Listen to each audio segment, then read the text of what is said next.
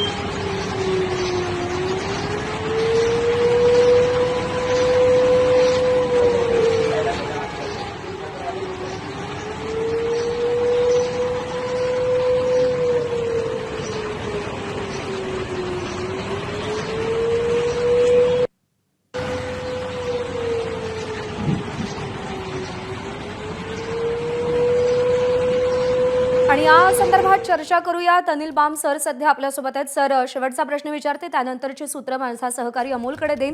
प्रश्न असा आहे की पाकिस्तानच्या कानाकोपऱ्यात आता फक्त सायरनचा आवाज ऐकू येतोय।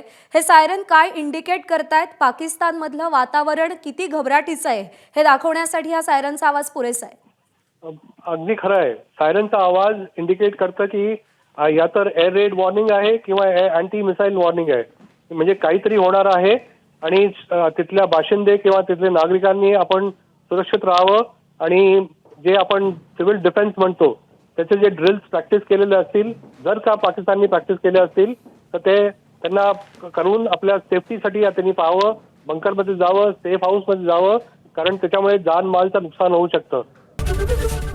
एबीपी माझा, उघडा डोळे बघा नीट।